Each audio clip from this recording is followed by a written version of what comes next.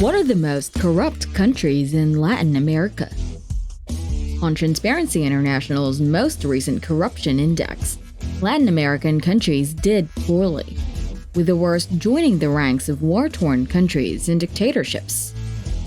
3/4 of the 19 countries in Latin America that were ranked in the Corruption Perceptions Index, or CPI, for 2021 received a score below 50.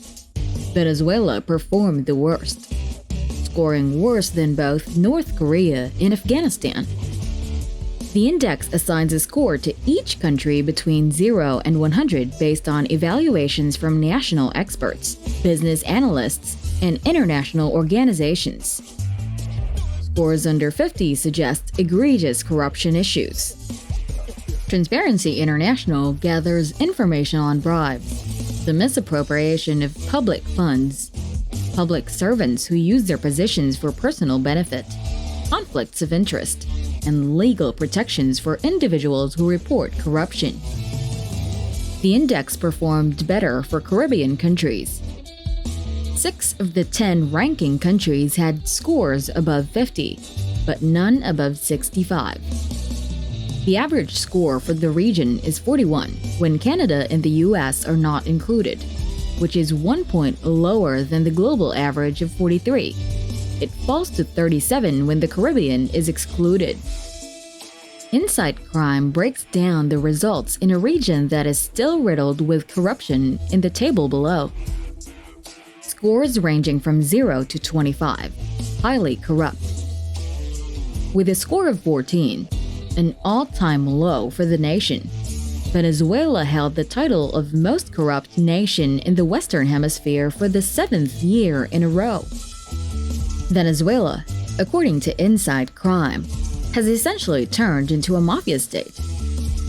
Every level of government employee and security personnel engage in criminal behavior. Drug trafficking, illicit mining, and other criminal economies are widely practiced, and there is widespread looting of governmental coffers.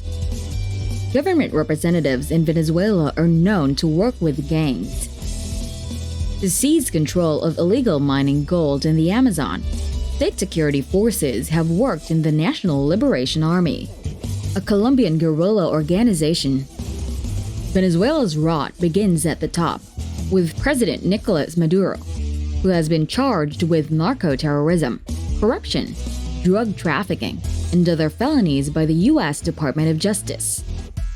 With scores of 20, Haiti and Nicaragua were ranked just above Venezuela.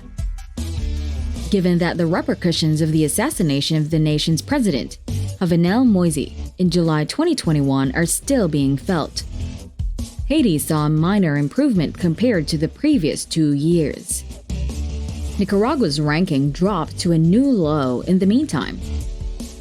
This is hardly shocking, considering that President Daniel Ortega exploited the country's court system to quiet political opponents, some of whom were detained or suffered a variety of abuses, on his road to winning his 4th consecutive presidential election.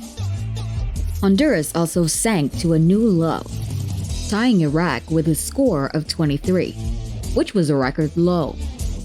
The former president of Honduras, Juan Orlando Hernandez, was accused of being involved in his brother's drug trafficking operation, which contributed to the low score. Meanwhile, Guatemala's score of 25 stayed constant from the previous year. Iran and this country were tied.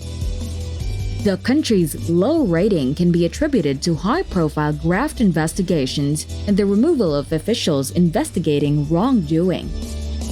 Scores between 26 and 50, corruption problems. The average rating for perceived worldwide corruption was 43 out of 100.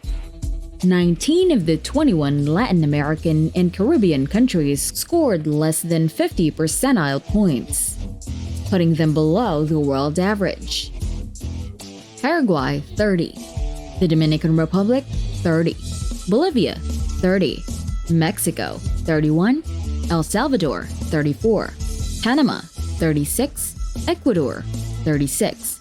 Peru, 36. Brazil, 38.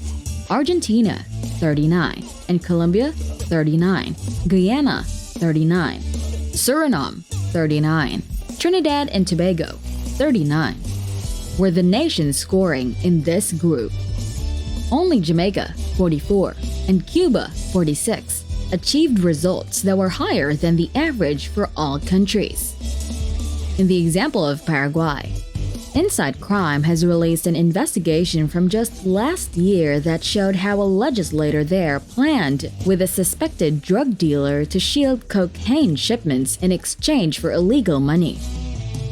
The decline in El Salvador's score is due to the administration of President Nayib Bukele's increasing corruption, which includes the decision to dissolve the International Commission Against Impunity in El Salvador, o Comisión Internacional contra la Impunidad de El Salvador, after it began looking into several Bukele administration officials for misusing coronavirus emergency funds. In addition, the U.S. government placed 2 individuals with close ties to Bukele on a blacklist in 2021 for allegedly making deals with street gangs. It was also believed that Ecuador's score would decrease. The country has developed as a major transit point for drugs, weapons, explosives, and migrants. State institutions have been destroyed by corruption. President Pedro Castillo of Peru has been accused of corruption, which has prompted impeachment proceedings. Meanwhile, in Argentina, incidents of corruption with judicial officials have given the appearance of impunity. Given that Cuba is a one-party state, people may be surprised by the country's relatively high CPI ranking. Political corruption remains a problem in Cuba, and the country's poor perception score may more accurately reflect the country's restrictions on press freedom than the actions taken to combat it during the administrations of previous President Raul Castro and current President Miguel Diaz-Canel. Scores between 50 and 100, generally clean. Uruguay ranked lower than Canada but higher than the United States.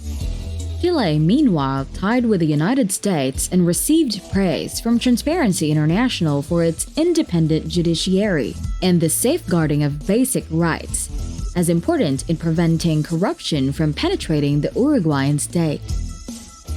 Barbados, the Bahamas, St. Vincent and the Grenadines, St. Lucia, Dominica, and Grenada all received scores above 50, indicating little worry about corruption. But each of these nations is a well-known center for money laundering, which is a known factor in corruption on a global scale. What are your thoughts on topics like this one? Let us know your thoughts on the comments section below. Thanks for watching. Have a good day.